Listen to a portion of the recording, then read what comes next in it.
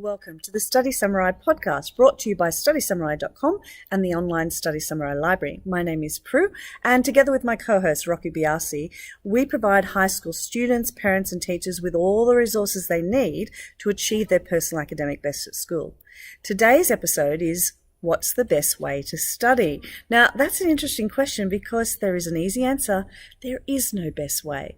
An important lesson for students to learn is that everybody learns in different ways. Everybody has different approaches and preferences. You've probably found things that work for you that don't work for your friend. So what works well for one person may not necessarily work for another.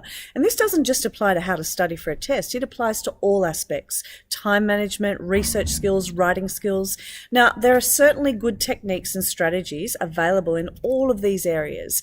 And also, there's certain approaches that will work best for the majority of students, things like testing yourself on your notes instead of reading them. However, it's essential that all students try different techniques to see what works for them. Plus, your preferences might change. What you might like now may not work later on. You might find it doesn't work anymore. So what we need to do is stop and reflect at least once a year on all of our approaches to our schoolwork. What did you do? What worked? What didn't? What do you need to change? What do you keep? What new things could you try? Now, this process of reflecting and thinking about the changes is called metacognition. It means taking the time to pause to try and understand more about the process of learning and your role as a learner. So students who take a metacognitive approach are much more likely to improve their results. So how do you find out what sort of study techniques you could try? You could ask your siblings, ask your teachers, ask your parents, talk to the people around you and find out what they do. Particularly ask teachers what they would recommend for their subject.